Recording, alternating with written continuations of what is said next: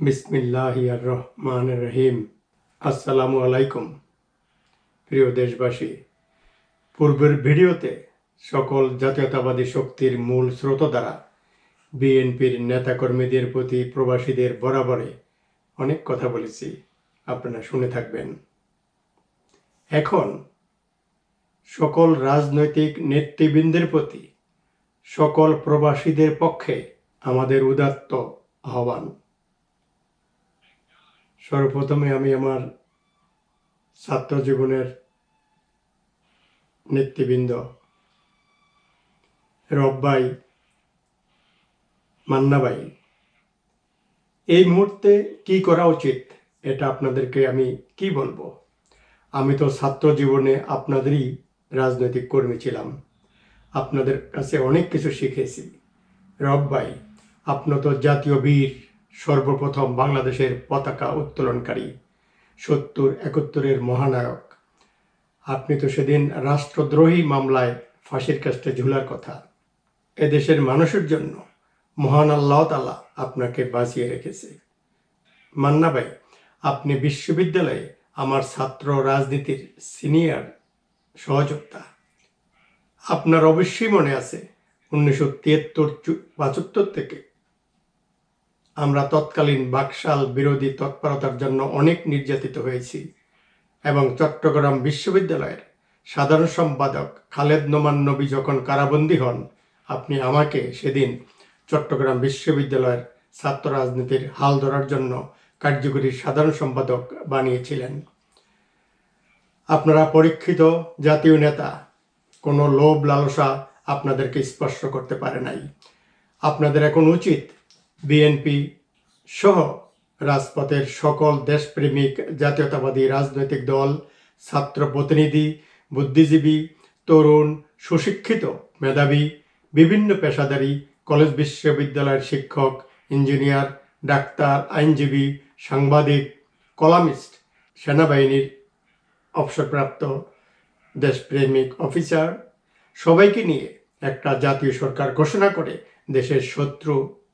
দেশকে শত্রুমুক্ত করা, প্রত্যেক বাংলাদেশিকে এক ছাতার নিচে সমবেত করা এবং একটা জাতীয় নীতিমালা তৈরি করে সবাই মিলে দ্বিতীয় মুক্তিযুদ্ধের লক্ষ্যকে সফল করতে ঝাঁপিয়ে পড়া।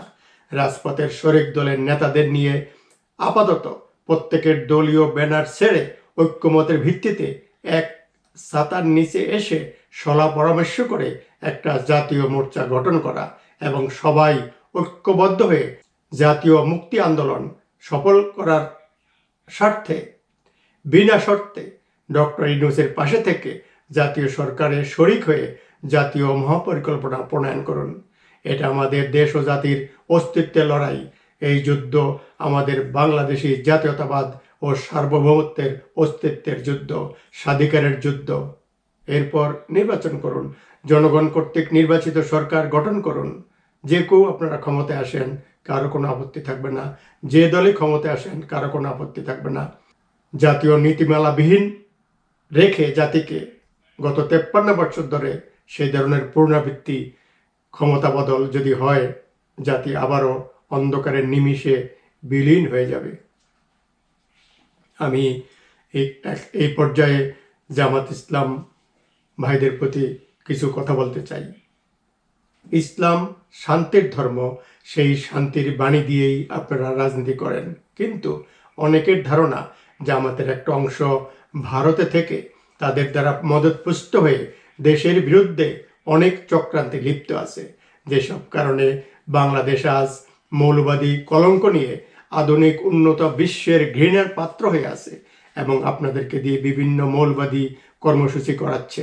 যেমন হঠাৎ করে শুক্রবারে বায়তুল মোকাররম মসজিদ থেকে বের হয়ে মিছিল করা, যখন সবাই থাকে টুপি পরা, সেখানে আপনাদের কর্মী একজন থাকলে 100 জন সাধারণ মুসল্লি, তাদের টুপি পরা মাথা কাজে লাগিয়ে সুচতুরভাবে ষড়যন্ত্রকারীরা ভিডিও করে আন্তর্জাতিকভাবে বুঝিয়ে দিচ্ছে বাংলাদেশ একটি মৌলবাদী সন্ত্রাসী দেশ।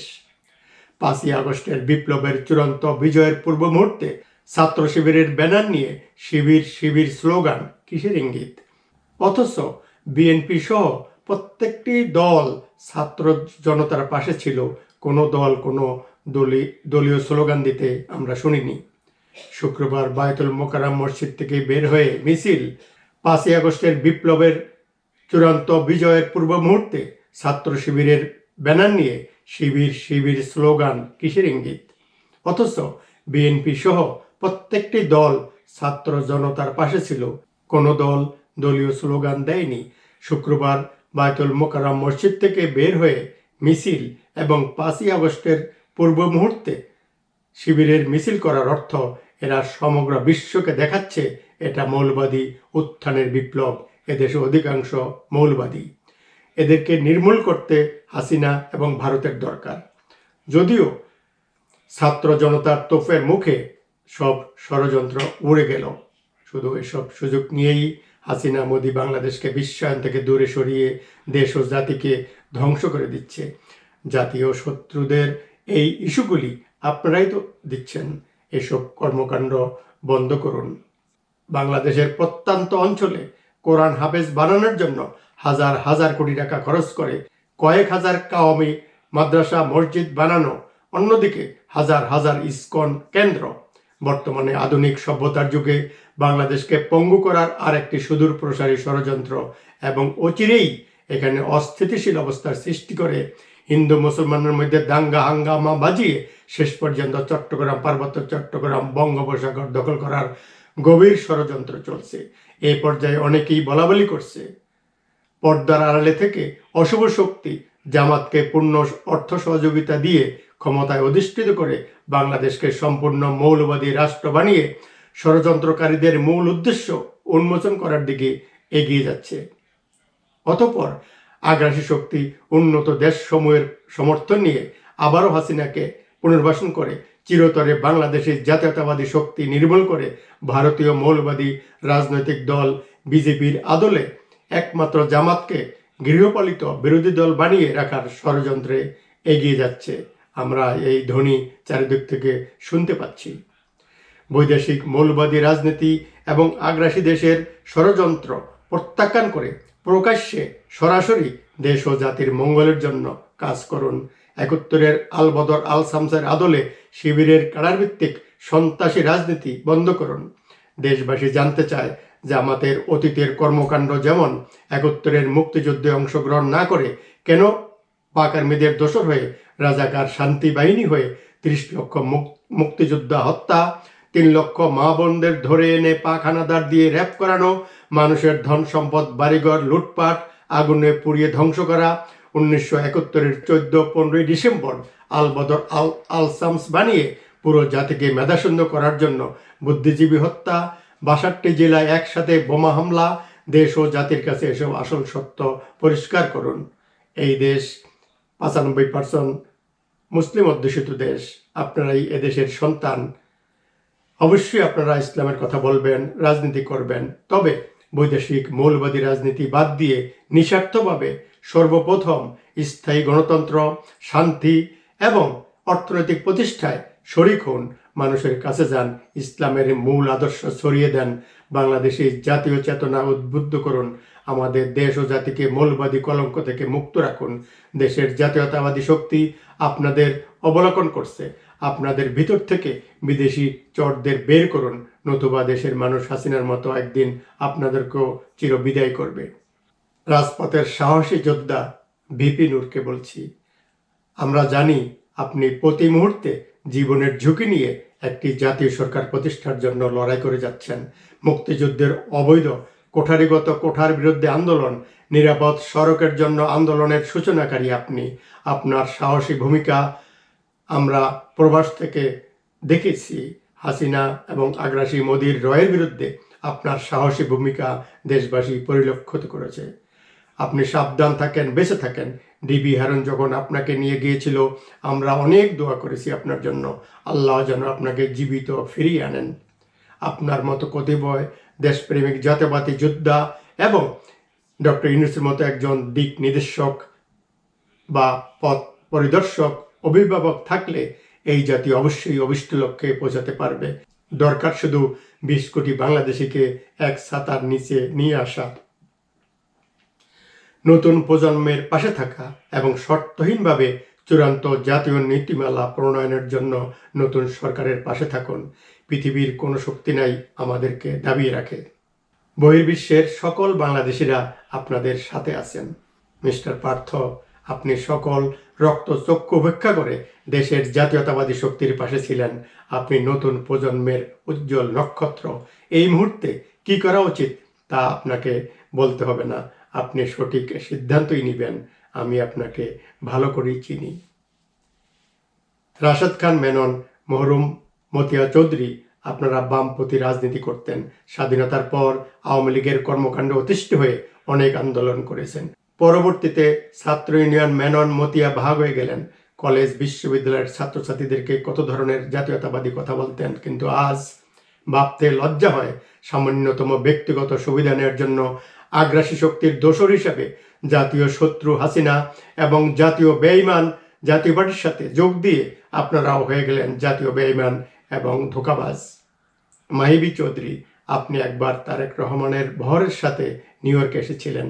তখন আপনাকে উদ্দেশ্য করে আমার একটা লেখা প্রকাশ হয়েছিল, আপনাকে পাঠিয়েছিলাম, দেখেছেন কিনা জানি না। তবে শুধু এটুকু বলতে চাই, আপনার রাজনীতিতে আসা নিয়ে অনেকেই আমরা আশান্বিত হয়েছিলাম। নতুন প্রজন্মের নেতৃত্বে আপনাকে আশীর্বাদ হিসাবে দেখতে চেয়েছিল, কিন্তু আপনার বাবার অপরন্ত সম্পদ এবং রাজনৈতিক বিজ্ঞতা আপনার সাথে থাকতেও আপনি কেন, কী কারণে বিএনপির মূল ধারা থেকে সটকে গেলেন?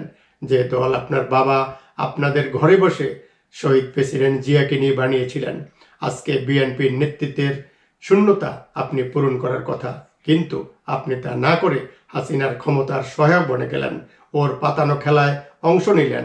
এখনো সময় আছে, নিঃস্বার্থে মানুষের কাতারে এসে দেশকে ভয়াল গ্রাস থেকে বাঁচিয়ে রাখার জন্য ঝাঁপিয়ে পড়ুন। বঙ্গবীর কাদের সিদ্দিকী, আপনি রণাঙ্গনের সম্মুখ সারির মুক্তিযোদ্ধা। আপনি তো সবই জানেন কিভাবে কারা মুক্তিযুদ্ধ করে দেশ স্বাধীন করেছিল।